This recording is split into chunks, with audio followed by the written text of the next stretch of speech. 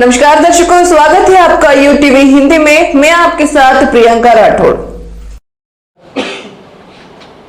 ಒಂದು ಖಂಡಿಸುವ ಉದ್ದೇಶ, ಅದರ ಜೊತೆಗೆ ಕಾಂಗ್ರೆಸ್ಸಿನ ಕೆಲ ಶಾಸಕರು, ಕೆಲವೊಂದು ಮಂತ್ರಿಗಳು, ಕೆಲವೊಂದು ಕಾಂಗ್ರೆಸ್ಸಿನ ಪದಾಧಿಕಾರಿಗಳು, ವಿಜಾಪುರದಲ್ಲಿಯೂ ಕೂಡ ಕಾಂಗ್ರೆಸ್ಸಿನ ಕೆಲ ಪದಾಧಿಕಾರಿಗಳು ಪತ್ರಿಕಾ ಹೇಳಿಕೆಯನ್ನು ಕೊಟ್ಟಿದ್ದರ ಆ ಹೇಳಿಕೆಗಳ ವಿರುದ್ಧವೂ ಕೂಡ ನಾವು ಖಂಡಿಸಲಿಕ್ಕೆ ಈ ಪತ್ರಿಕಾಗೋಷ್ಠಿಯನ್ನು ಕರೆದಿದ್ದೆ. ಕಾಂಗ್ರೆಸ್ ಸರ್ಕಾರ ನಾಚಿಗೆಡ್ತಕ್ಕಂಥ ಒಂದು ವ್ಯವಸ್ಥೆಯೊಳಗೆ ನಡೀತಾ ಇದೆ.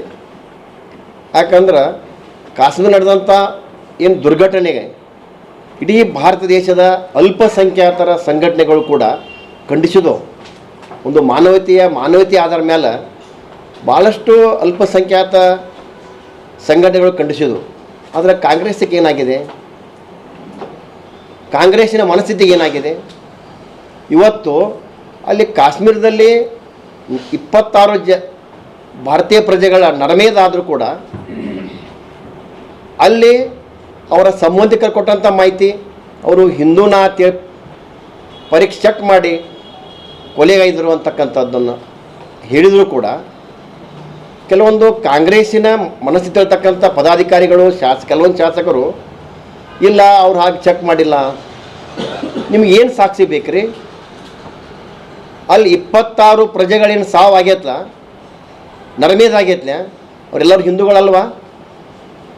ಇದಕ್ಕೆ ಹೆಚ್ಚು ಸಾಕ್ಷಿ ಏನು ಬೇಕು ನಿಮಗೆ? ನೀವು ಒಂದು ಹೋಟಿನ ರಾಜಕಾರಣಕ್ಕಾಗಿ, ಅಲ್ಪಸಂಖ್ಯಾತರ ಮನಸ್ಸನ್ನು ಒಲಿಸಕ್ಕಾಗಿ ನೀವೇನು ಮಾಡ್ತಾ ಇದ್ದೀರಿ? ನಿಮಗೆ ಇವತ್ತಿನ ಪರಿಸ್ಥಿತಿಯಲ್ಲಿ ಯಾರೂ ಮತದಾನ ಮಾಡಲಿಕ್ಕೆ ಸಿದ್ಧರಿಲ್ಲ. ಇವತ್ತು ಕಾರ್ಮಿಕರ ಕೆಲಸ ಇಲ್ಲ, ಅವ್ರಿಗೆ ಓಟ್ ಹಾಕೋದಿಲ್ಲ. ಗುತ್ತಿಗೆದಾರರಿಗೆ ಕೆಲಸ ಮಾಡಿಸ್ಕೊಂಡು ಅವ್ರು ಪೇಮೆಂಟ್ ಕೊಡ್ತಾ ಇಲ್ಲ, ಅವ್ರು ನಿಮ್ಗೆ ಓಟ್ ಹಾಕೋದಿಲ್ಲ. ರೈತರಿಗೆ ಸರ್ಕಾರ ಬಂದು ಸ್ವಲ್ಪ ದಿವಸದಲ್ಲೇನ ಕಿಸಾನ್ ಸನ್ಮಾನ್ ಯೋಜನೆಯನ್ನು ಬಂದ್ ಮಾಡಿದ್ರಿ. ಸರ್ಕಾರದಿಂದ ಬರ್ತಕ್ಕಂಥ ಸಾಕಷ್ಟು ಯೋಜನೆಗಳಿದ್ದು ರೈತರಿಗೆ ಅನುಕೂಲ ಆಗುವಂಥವು ಎಲ್ಲ ಯೋಜನೆ ಬಂದ್ ಮಾಡಿರಿ. ರೈತರು ಕೂಡ ತಮಗೆ ಓಟ್ ಹಾಕೋದಿಲ್ಲ. SC ST ಜನಾಂಗ ಅವ್ರನ್ನ ದುರ್ಬಳಕೆ ಮಾಡ್ಕೊಂಡ್ರಿ, ಅವ್ರಿಗೆ ಓಟ್ ಹಾಕೋದಿಲ್ಲ. ನಮ್ಗೆ ಏನಾರೇ ಓಟ್ ಹಾಕಿ ಉದಾಹರಣೆ ಅಲ್ಪಸಂಖ್ಯಾತರ ದೇಶ. ಆದರೆ ನಿಮ್ಮ ನೆನಪಿರಲಿ, ಅಲ್ಪಸಂಖ್ಯಾತರು ಕೂಡ ನೀವು ಅವ್ರಿಗೇನು ಮಾಡಿರಿ? 50 ವರ್ಷದಲ್ಲಿ ನೀವು ಸರ್ಕಾರ ನಡೆಸಿರಿ. ಅಲ್ಪಸಂಖ್ಯಾತರನ್ನೇನು ಸ್ವಾವಲಂಬಿ ಕೆಲಸ ಹಾಕಿಕೊಟ್ಟಿರಿ ನೀವು? ಅಲ್ಪಸಂಖ್ಯಾತರು ಕೂಡ ನಿಮ್ಮಿಂದ ದೂರ ಸರಿತಾರೆ ಮರುದಿನಮಾನದಲ್ಲಿ. ಕಾಂಗ್ರೆಸ್ಸಿನ ಮುಖ್ಯಮಂತ್ರಿಗಳೇ ಇವತ್ತು ಯುದ್ಧ ಬೇಡ ಅಂತ ಹೇಳೋದು. ಇವತ್ತು ರಾಷ್ಟ್ರ ಮಟ್ಟದ ಅಧ್ಯಕ್ಷರಾದಂಥ ಖರ್ಗೆಜಿಯವರು ನಾವು ಸರ್ಕಾರಕ್ಕೆ ಬೆನ್ನೆಲುಬಾಗಿರ್ತೀವಿ ಅಂತ ಹೇಳ್ತಾರೆ. ನಿಮ್ಮಲ್ಲಿ ಒಂದು ನೀತಿಗಳು. ಒಟ್ಟಾರೆ ನೀವು ದೇಶದ ಭದ್ರತೆ ಬಗ್ಗೆ ನಿಮಗೆ ಕಾಳಜಿ ಇಲ್ಲ. ನಿಮ್ಮನ್ನು ಕೇಳಿ ಕೇಂದ್ರ ಸರ್ಕಾರ ಕೆಲಸ ಮಾಡಬೇಕು ಅವಶ್ಯಕತೆ ಇಲ್ಲ. ನಿಮ್ಮ ಮನಸ್ಥಿತಿ ಅವ್ರಿಗೆ ಅರ್ಥ ಆಗೈತೆ. ಕೇಂದ್ರ ಸರ್ಕಾರ ಯಾವಾಗ ಮೋದಿಯವರು ಪ್ರಧಾನಮಂತ್ರಿ ಆದರೂ ದೇಶ ಪ್ರಜೆಗಳಿಗಾಗಿ ನಡೀತಿದಂತಕ್ಕಂಥದ್ದು ಒಂದು ವಾತಾವರಣ ದೇಶದಲ್ಲಿ ಕ್ರಿಯೇಟ್ ಆಗೈತಿ. ಇವತ್ತು ಅವ್ರು ನಿರ್ಣಯ ಮಾಡ್ತಾರೆ, ಯಾವುದೋ ಏನು ಮಾಡಬೇಕಂತ ನಿರ್ಣಯ ಮಾಡ್ತಾರೆ. ನಿಮ್ಮ ಅವಶ್ಯಕತೆ ಇಲ್ಲ. ಮೊನ್ನೆ ಬೆಳಗಾವಿ ನಡೆದಂಥ ಒಂದು ವೇದಿಕೆ ಮೇಲೆ ನೀವು ಒಬ್ಬ ಪೊಲೀಸ್ ಅಧಿಕಾರಿಗೆ ಕೈ ಹಚ್ತೀರಿ ಅಂದ್ರೆ ಪೊಲೀಸರಿಗೆ ಏನು ಗೌರವ ಕೊಡ್ತಾ ಇದ್ದೀರಿ? ಕಾನೂನಿಗೆ ಏನು ಗೌರವ ಕೊಡ್ತಾ ಇದ್ದೀರಿ ನೀವು? ಅಂದ್ರೆ ಪೊಲೀಸರಿಗೆ ಮುಖ್ಯಮಂತ್ರಿ ಈ ರೀತಿ ವರ್ತನೆ ಮಾಡಿದ್ರೆ ಸಾಮಾನ್ಯ ಜನರು ಯಾವ ರೀತಿ ವರ್ತನೆ ಮಾಡ್ತಾರೆ ಪೊಲೀಸ್ ಇಲಾಖೆ ಮೇಲೆ?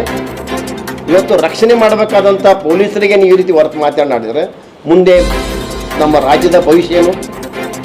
ಅದಕ್ಕಾಗಿ ಇವತ್ತು ಕಾಂಗ್ರೆಸ್ಸಿನ ಒಂದು ಈ ಕಾಶ್ಮೀರ ನಡೆದಂಥ ಪಹಲ್ಗಾಮ್ ದಾಳಿಯ ಕುರಿತು ಕೊಟ್ಟಂಥ ಹೇಳಿಕೆಗಳನ್ನ ಖಂಡಿಸಿ ನಾನು ಮುಖ್ಯ ವಿಷಯಕ್ಕೆ ಬರ್ತಾ ಇದ್ದೆ. ಇವತ್ತು ರಾಜ್ಯದ